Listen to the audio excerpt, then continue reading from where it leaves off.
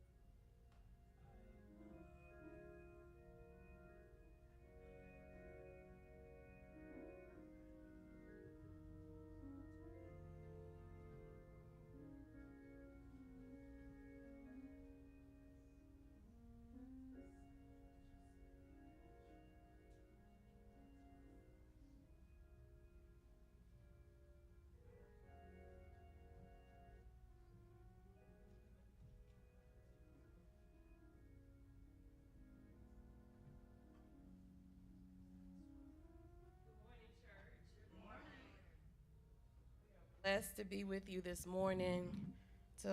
We give God all the honor and the glory. We thank Him for safe travels this morning. Well, we traveled in on yesterday, so we are so grateful to be here with you. To Bishop Williams, thank you so much for the invitation to the pastor and official of this great church. It gives us a great honor to be able to share with you today as he's getting everything set up for us. Of course, on behalf of the Richmond County Sheriff's Office, where we're under the awesome leadership of Sheriff Eugene Brantley. I have with my boss here, Chief Leonard Hart, who by himself has almost 50 years of law enforcement experience. So we are so grateful that he is still in this with us today. Again, my name is Kendra Sturgis, and I serve as the Human Resources Director for the Richmond County Sheriff's Office. So we're just here just to give you a little bit of information, kind of share with you some information as it pertains to fraud. As we know, they're working every day to find more and more schemes on try to fraud our elderly community. As we know, although we're focusing on seniors, we do know that this is a problem for all ages. For all ages. So just a few pointers that we'll discuss with you, and then at the end we'll ask any questions that you may have. If you can go ahead, Pastor, and advance to the next slide. So before we get started, we're just going to have just a little trivia. I like an interactive audience, so you all join in at any time with me. These are just some quick statistics. According to the FBI 2024 IC3 report, what was the approximate total financial loss reported by victims aged 60 and older across the U.S.? 2.3 billion, 3.1, nearly 4.9, or 6.1 billion. What would you say is probably the closest to the amount reported? Actually, nearly 4.9 billion. 4.9. Now, as you know, these numbers only represent what is reported.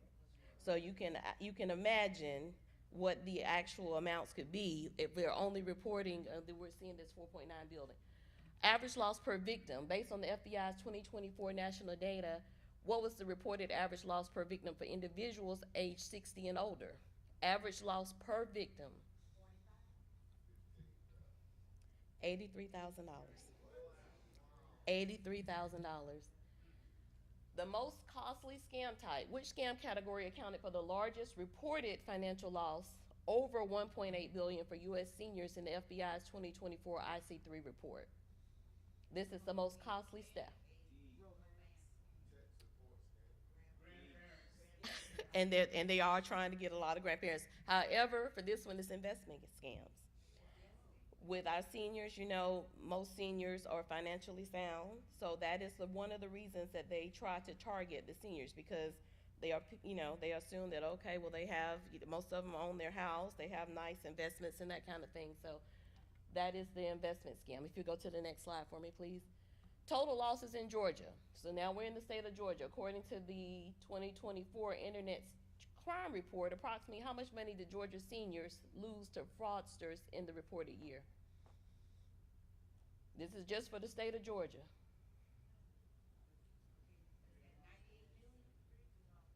$55 million, 98, 174, or 420.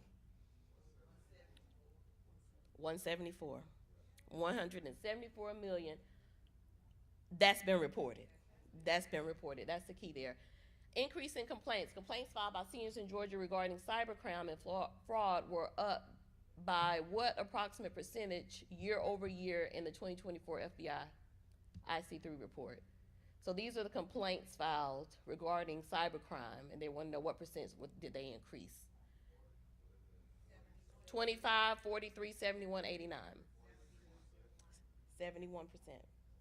71%. And in our average loss ranking, in the 2024 analysis of average reported losses per complaint, where did Georgia rank among all U.S. states according to one report analyzing the FBI IC3 data? This is where Georgia ranked among all states. 10th highest, 5th highest, second highest after Texas, or first highest? Second highest. Second highest. And then final question for the trivia part of this, total reported losses for all ages. The FBI 2024 report stated that Georgians all ages potentially lost a grand total of approximately $420 million to cybercrimes. What was the approximate percentage increase in total losses for all Georgians compared to the previous year? And that's 40, 55, 71, 89. That one is 40%. So as you can see, definitely they're scheming. They're trying to find new ways. Every day you have criminals out there trying to find ways to scam you out of your money. If you can go to the next slide for me. So just as an overview, we'll be discussing financial fraud, targeting our seniors, and it is a growing issue. The main thing is education is key. Prevention is key. So the more that you educate yourselves, the more you're aware. As we live in the South, we are very, as Chief Hart tells us all the time, we are very trusting people. And he will tell us anytime we go out, we don't meet a stranger. And what you don't realize is most of the times, if it's someone that's attempting or they're looking to get information from you, the easiest way to do it is to get you to talk to them, gain your trust, get your information, and that's what they use in order to get whatever what they're scheming or what they're trying to do. As we know, this can be the most helpful or the most harmful device that was ever invented. You have to be so careful what you do on this cell phone. These smart devices, computers, it's just alarming of how much information you can get from just entering a little bit of information. You can go to the next slide for me. And why are our seniors targeted? As I stated before, you have assets. You're kind of in the part of your life where you're enjoying life, and you've worked hard for what you've achieved, and so they understand that you've accumulated this wealth over time. So of course, their goal is to get whatever they can get from you, and that is what they're moving to do. You tend to be polite and trusting. As I said, this is something from the South. Well, of course, you go up north, and as Chief Hart said, you walk past some of those Northerners, and you speak, and they're looking at you like, who? I don't know you. Don't talk to me. But born in the South and raised in the South, I must say, and I'm trying to be more cognizant of that myself. When you're speaking, or you pay attention when people are talking to you and the kind of things that they're asking. It's okay to be cordial and speak, but just be careful. Guard your information. That is most important here. And on the other side of that, the reasons that they are targeting is as you get older, of course, we may see some decline in cognitive or loneliness. So they target that as well. You can move to the next slide. Your common types are financial fraud, lottery, and sweepstakes. So they'll call and say, hey, you've won the lottery, but in order for you to get your money, you have to send them money. What sense does that make, right? You have the tech support scams, where you'll get a text on your phone. I guarantee you, if anyone that has a smartphone, you get tons of texts, phone calls all the time. So with those tech support scams, they'll email you, or it'll look like it's coming from a known, whether it's the banks or anything like that, someone that you think they'll use, and they'll go out and this artificial intelligence, AI, we're on a whole nother platform with AI. But what they'll do is they'll have representatives claiming that something's wrong with your computer, and we need this information. They're always trying to get more information. So the more that you guard your information, if it's a bank that calls you a bank, as they've always, and you always see it on television, on the commercials, they never ask you for personal information. If you contact your bank and you have questions, or say someone tries to contact you as far as the scam, first thing that they're going to do is they're going to verify some information. You go online. I know my dad, he called me one time, and he's ex-military, trying to get in contact with one of his old military buddies. He gave me a name, and that's it. Now, I don't know his buddy from Adam Scott. I put the name in my phone, went to Facebook. I was able to find out where he lived, found out that he had passed, sent him the obituary. And the only thing I had was a name.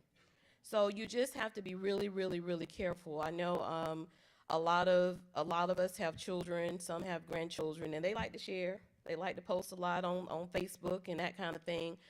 Pictures, all they need are names, or to affiliate you with someone else, and that's a starting point for them. You have the romance scams. As we know, everyone wants to be loved. And so as we grow and we age, and those of us may lose loved ones that are connected to us, you're more vulnerable when someone is contacting. We've had people in the last session that we presented. We had a gentleman from the GPI, and he actually